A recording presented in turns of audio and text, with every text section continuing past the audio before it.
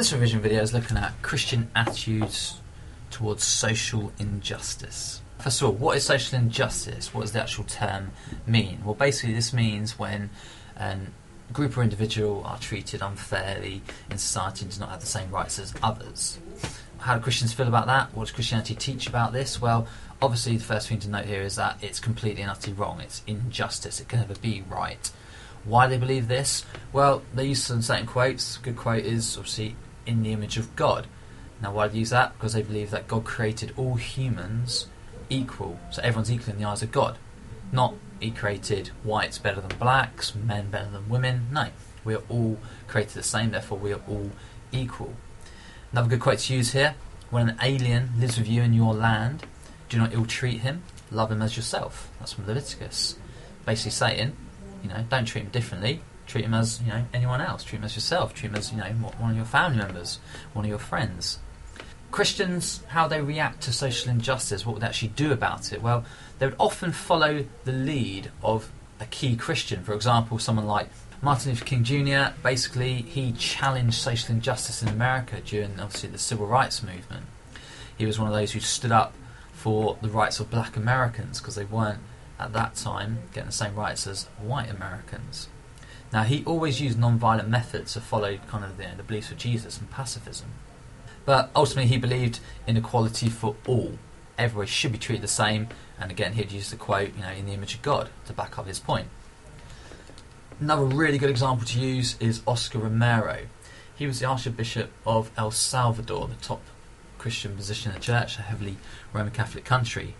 Now this country, there was huge social injustice between rich and poor. There was a small minority of rich who had all the power, all the wealth in the country, where the vast majority of the population lived in poverty, not very nice at all. At first, Oscar Romero didn't want to get involved in politics, he didn't get involved in the problems, but when one of his close friends died, or was assassinated I should say, another priest, he started to speak out and he challenged the government. He was ultimately assassinated for his beliefs of equality for all. Now what he started, what he believed in, was something called liberation theology. And this is a belief that, God will put right the injustice. And obviously for Christians you just have to have faith and belief, that God will do that. So through your Christian beliefs, you can obviously oppose governments if they are doing what is wrong, because ultimately that's wrong in God's eyes. Now how can Christians react and how can they fight against social injustice? Well, basically they can join certain groups like MenCap, like Amnesty International, and we've got Howard League for Penal Reform. Now these groups basically are set up to challenge and to fight against what they see as social injustice. So MenCap, they are the voice for the learning disability, because these group of people often are overlooked in society. Amnesty International, they try to help with all human rights around the world, so everybody, every single human being has the same basic human rights. And Howard League for Penal Reform, again, are working to try and sort out the prison system, make sure that criminals are treated more humanely, with respect, so that when they do come out of prison, they can integrate in society better.